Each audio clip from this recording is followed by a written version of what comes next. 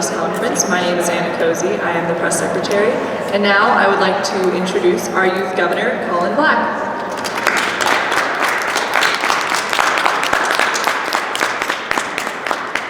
Hello everybody, my name is Colin Black, and this year I've had the honor of serving as your 72nd Youth Governor of Pennsylvania. So a few of the things that I'm going to talk about before I go into the questions are just some of the big name bills that are coming through, a little bit about my platform, and just some of the things that the administration has been focusing on.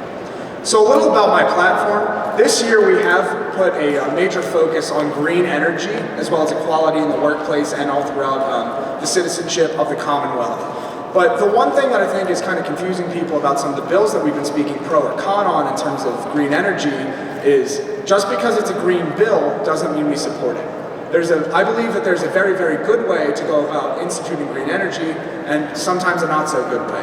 There's a very common misconception that you can either have the free market or clean energy and not both. And that's something that myself and my administration are trying to get away from.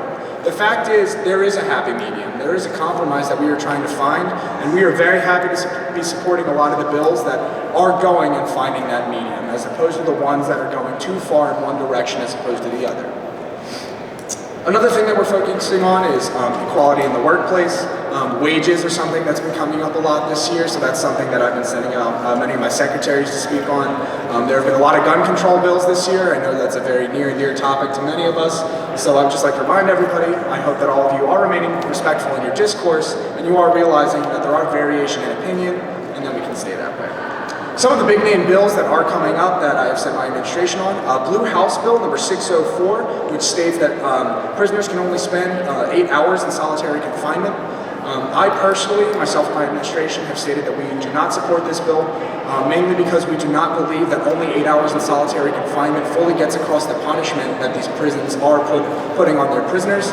We are of the belief that solitary confinement is a necessary evil, as horrible as it is. When these prisoners are acting out, they can injure themselves, they can injure their other prisoners, they can injure these guards, damage the facilities, and this is something that we use in order to dissuade them from doing this action again or continuing to perform at the behavior level. Blue House 600, which is no selling of full gun kits, myself and my administration are in favor of this bill. We are of the belief that in no way, shape, or form should a citizen of the Commonwealth need to have easy access to a kit where you can easily assemble a firearm.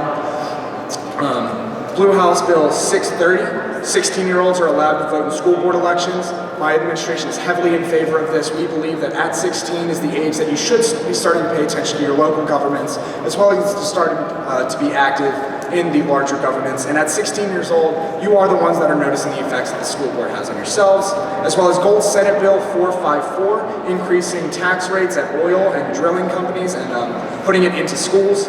My administration is in favor of this bill as well. Because we do not make these companies pay a severance tax in the state of Pennsylvania, they are already paying much lower tax rates than in many other states. So that means by only increasing it by this small amount and putting it into our schools, the education of our children is going to be better, as well as we are promoting that green energy that I talked about. So now I'm going to open it up to questions. What is your platform, and what bill topics are you interested in? So my platform this year, as I said, we are putting on a focus on finding the happy middle ground between the free market as well as green energy. We are of the belief that going too far to one end, saying we can't have green energy or we can't have the free market, is far too radical. So we are looking at bills that are finding that medium. We are looking at bills that are offering tax incentives to some businesses that are looking at using clean energy. We're looking, like I said earlier, with Bill number 454 of the Gold Senate, we're looking at these things that are putting sanctions that may be minimal or ones that won't destroy the economy of Pennsylvania. We understand that fracking is a major industry in the state. We understand that completely getting rid of the hydraulic fracturing and the natural gas wells in the state would cripple our economy. And that's not what we're trying to do. We're not trying to get rid of these wells. We're not trying to get rid of these jobs. We're trying to find that happy medium where we can have both. Next question.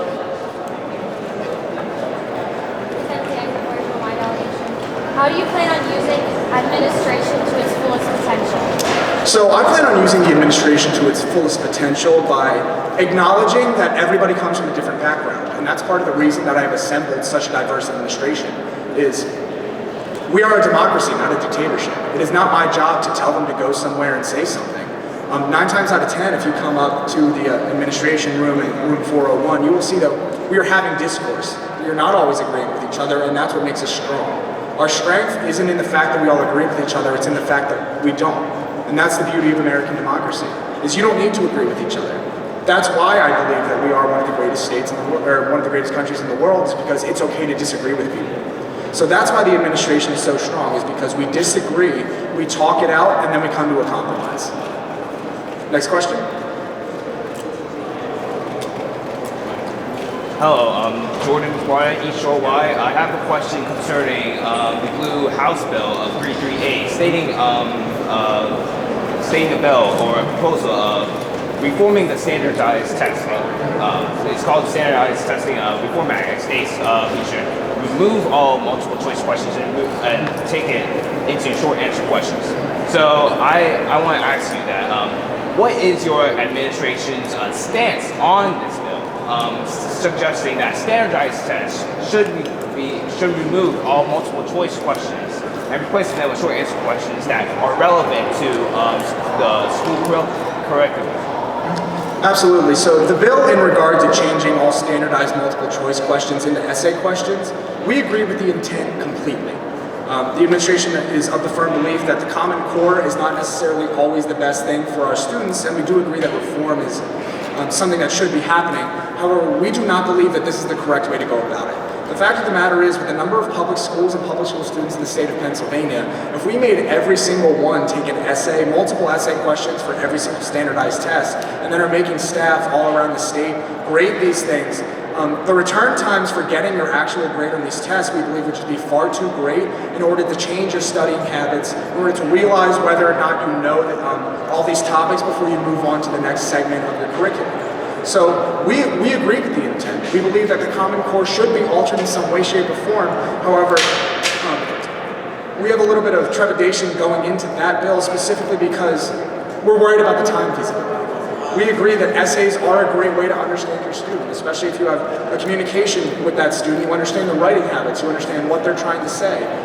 Every child's brain works differently. That's just a fact of the matter, which is why the Common Core has caused so much uproar in recent years. And changing it is a great idea, but we don't believe that this is the best way to do that. Next question. Will Chaddock, East Shore Y. Blue Senate Bill 761, the Commonwealth Substance Determination Act, would give a state commission the power to override federal law. What implications do you think this has of the power of states' rights in our government? So I'm assuming you're referring to David Mailman's bill, which is, yes, so that is David Mailman is a wonderful delegate. Last year he also wrote a very, very wonderfully written bill. This year it's also wonderfully written. Both have been very, very controversial, and that is something that we love. One of the main things that I'm worried about in my year as governor is making sure that the delegates get quality debate, quality discourse. The oration is very, very good, and delegates have something to debate upon. And this is one of those bills where people are going to talk about it. People are going to want to speak on this bill when it gets on the floor. So while myself and my administration do not personally agree with it, because we did take an oath yesterday to uphold the Constitution, I believe the constitutionality question is coming into play with this bill. It is something that I would like to thank Mr. Mailman for writing. It is an incredibly well-written bill. It is an incredibly controversial bill, and that's something that I'm very happy that he did, so our students can start to ask these big questions. What is the separation of federal government versus state government? Where should we draw that line? Where should we stay? Enough is enough, and the state government should be allowed. So it's something I would like to thank you for writing it, but again, I sadly cannot support it. Next question. Santiago Marshall, Y delegation. Do you think the bill My Body Act is violating moral responsibility of medical personnel? I'm sorry, could you expand upon that bill a little more? The bill states that medical service and medical personnel would not have to give life-saving medications to drug Just to clarify, is this the bill that makes it so these people who have overdosed must provide their own Narcan and Naloxone? Yeah. So, we again, the administration understands the intent, and we agree that the opioid crisis is at its peak right now, and it is the highest that it's been in the state for years, and it's a very, very real problem. We actually haven't come to a final consensus on that bill yet. That's something that we've been speaking about a lot. I've been speaking to my fellow presiding officers about it. I've been speaking to my administration about it, and The concern there is that by the time, these people don't plan to overdose. It's not something that you go in with the idea that you're going to do. So our fear with this is that it's going to harm more people than it's going to help. Yes, you will save money as the taxpayers are no longer paying for it, but how many people are going to die of this? How many people are going to be harmed by this purely because they didn't know what was going on? We understand that people try things. Drugs are horrible and I don't think anybody should, but the fact of the matter is people are going to. So I think the government should protect its citizenry. The government shouldn't put it on them to do something that most people don't even understand the full danger of. So that is a bill that we are actually currently in the midst of debating. Next question. Maggie Ross and Shore White. What is your stance on the Faceless Act, and do you believe it's feasible? Could you please elaborate on the bill some more, please? It reduces the methane pollution.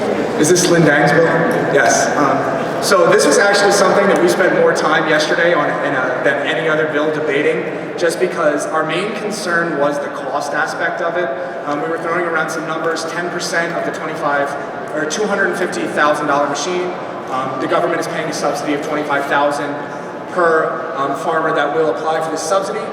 We have submitted some friendly amendments to it. We agree completely that methane is one of the leading causes of the destruction of the ozone layer as well as the greenhouse gas effect. And after the friendly amendments that she has put in place that we suggested to her, we have come to a compromise and the administration has decided to support that. Will Chaddock, East Shore Y. Blue House Bill number 409, the Glow Up Act, proposes a minimum wage of just 1 cent an hour. Does your administration believe that this will be beneficial for the Commonwealth of Pennsylvania? So Fahad's bill is also another one that has been very, very controversial that myself and my administration have been speaking on a lot. Minimum wage is something that almost everybody has an opinion on. There are many, many bills this year attempting to tackle the issue that many in our Commonwealth see with the fact of the matter. Some people claim the minimum wage is too low, some people claim it's too high. So this is a stance that we have never seen before taken. Lowering the minimum wage to only 1 cent an hour compared to the federal government standard is something that's very, very controversial, especially when you look at the fact that there's currently a law in place that states there are 2 minimum wages, the federal minimum wage as well as the state minimum wage, and employers are required to pay their employees whichever is the higher of the two. Lowering the state minimum wage to 1 cent would obviously make that lower than the federal standard. So this bill is again the question of, do the states have the right to override the federal law of stating that minimum wage? So it's another bill that myself and my administration have been looking at a lot. Right now we have not come to a consensus. We're almost an even split, so I would not state which opinion we have before we get to the final consensus. Thank you. Next question. Michelle Donahue, Commonwealth Charter Academy. What is your opinion on using the veto, and when do you think vetoes are appropriate? Thank you. So my opinion on the veto is that there is a time and a place for it. During my campaign, I know that was a major question. David Mailman did ask that question to myself and my opponent, and it's a question that I think needs to be asked. The veto is something that is very, very hard to use, but the reason that it's in place is, again, for the separation of powers. The reason that the United States democracy is one of the strongest in the world is because we have 3 branches of government, each can, to a point, check and balance the other. The veto is my gubernatorial right to use, and there are certain bills that we are looking at using that this year. For those of you who don't know, Sunday we will have a veto override session. If there is any bills that we veto and people feel very strongly about, it's something where, again, I took an oath to uphold the state constitution as well as the federal constitution. That is something that I plan on doing if I need to. Next question. Madison McKee, Butler Wide delegation. In what way are delegates in custody this weekend? I'm sorry, I didn't hear you. In what way are delegates in custody this weekend? So the delegates are impressing me this weekend in so many ways that I can't even begin to describe it. This year as governor, I did read through every bill in the bill book, and I can say I was more than impressed. We have delegates that are interested in every single aspect of government. We have delegates that are interested in every single aspect of our lives. We have everything from agriculture to liquor laws to gun control to abortion. I am so proud of the fact that we have such a diverse group of delegates that care, because that's what makes this model government so important, is when people care, when people feel strongly about something. because it is in my personal belief that not enough people speak about what they care about. So I have been proud of every single delegate that wrote a bill, that got up in the courtroom and spoke, and that has written an article about something they cared about, because that proves that they are recognizing that their voice matters. Because in this country, every single one of you has the right to believe whatever you want and the right to pursue your beliefs and state them openly. Not many other places in the world get that right. So the fact that over 600, 700 delegates are using that right, using their right to free speech, their right to free thought, their right to disagree, that is what has made me so proud to be the governor of this program. Next question. What advice would you give to someone who would like to be in this position someday? Someone who would like to be in my position, my advice would be, you never know what's going to come your way. 6 years ago when I joined this program, if you would have told me that I would be running for governor, I never would have believed you. I would have thought you were joking around with me. It was a joke on a first year. But as I went through this program, as I made my connections with my fellow delegates, my fellow senators, my fellow representatives, the administration, presiding officers, all the kids in judicial, I realized that when you have a support system, when you put yourself out there, when you have all of these friends that you've met, all these people that you met, you are capable of anything. When you put yourself out there, you don't know what the outcome's going to be. It's in human nature to do the things that we are used to doing, to do the things that make us comfortable. My advice to someone who's looking to find themselves in my position or a similar one is to do something you wouldn't have done. Do something you never thought you would have done. Because I never thought that I would have been sitting up here and at a gubernatorial press conference as the governor of this program. Not once in my career until very, very recently when I decided to run last year did I ever think I was going to be a presiding officer. It's the things that we don't know. It's the unknown in our lives that make us stronger. It's the things that we aren't prepared for that make us who we are. So don't be afraid of the unknown. Put yourself out there. Don't be afraid to do something wrong because that's how you learn. Failure is just a part of life. And I would say if someone has had no failure in their life, then they didn't really live because they didn't learn. Don't be afraid to fail. Don't be afraid to do the unknown, and never stop believing in yourself. Because the power of your own voice and your own free thought, is one of the most important things that anyone has. Next question. Sheldon Hay, Commonwealth Charter Academy. What motto do you live by? I'm sorry? What motto do you live by? I live by the motive that life is 10% what happens and 90% how you deal with it. Everybody in their life has something that nobody else knows about. Everybody is fighting their own battles, everybody's fighting their own demons, and that happens to everybody.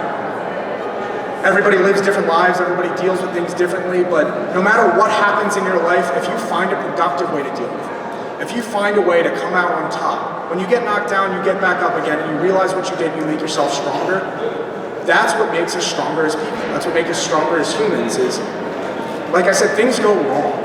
Things go wrong to everybody. Some people have more things go wrong than others, some people don't have many things go wrong, but no matter what, things go wrong. But if you let that control who you are, if you let that control who you do, then we're never going to get anywhere as a people. We're never going to get anywhere as a country. We're never going to get anywhere as a world. Bad things happen, but you deal with them. You learn from them, and you learn to move on. Take what you have learned, and make yourself and those around you better for it. Next question. What is the most valuable lesson you learned from youth government? The most valuable lesson that I ever learned, there's actually two. One is that I learned that I did not have any idea how the world worked. I thought I was invincible when I was a kid. I think all of us did. We all thought we knew how everything worked and we thought we had it all figured out. And then the first bill that I ever debated on in chambers was a death sentence bill. It was about the ethicality of the death sentence, whether we should be administering it. And it was in that moment that I realized that I didn't know how the world worked. And I never wanted to feel like that again. That was one of the most defining moments for me. And the second one was when I realized that there are people that care about what you have to say. When I joined this program, I was someone who was scared to speak my mind. I was someone who was scared of what others would think of me when I stated my opinion because I came from an area where my opinions didn't fit. I was an outlier. I was the one person who didn't go with the masses, who didn't believe what everybody else surrounding me in my schools and all of my activities believed. And then I joined this program. and I realized the place that you live right now, it's not it. You know, it may seem like it if you never left. It may seem like it for until you leave, you go to college, you move out, but that's not what the rest of the world is like. The world is such a diverse place. Everybody has a diverse opinion, and when I joined this program, I realized that, and I realized the importance of that. Because if everybody just went with what everybody else did, life would be pretty boring. So I think the two most important things were that never stop seeking knowledge and never underestimate the power of your voice. Next question. Christian Rosie Schneider. This will be the last question. What legacy do you want to leave in the history books? And what do you think of it? So, the history that I wish to leave on this program is actually something I talked about a few years ago when I ran for the position of committee chair. And it's what I believe my purpose is on this earth and throughout my life is I want to make someone realize that they're worth something. There are a lot of people that struggle with anxiety, with self-confidence issues, that have a lot of mental disorders and things. And I think it's just because sometimes they don't have someone to tell them that they're important, that they matter, that all of their opinions matter and everything that they do has an effect. So the legacy that I want to leave is to make everyone realize that they matter. Their opinion matters. Their thoughts, their beliefs, their mannerisms, what they do in their everyday life matters. It's okay to be a little selfish every once in a while. Sometimes it's okay to do things for yourself because you're important too. Your mental health is important. Making sure you're okay is important. And that's what I want people to realize. Every single one of you matter. Every single person in this program matters. Every single person that exists, they matter. And that's the legacy that I hope to leave. Thank you all for the wonderful questions. I hope all of the delegates enjoy their conference this weekend. Thank you so much for all of this support that I have received this year, and continue to have a wonderful model conference. Thank you.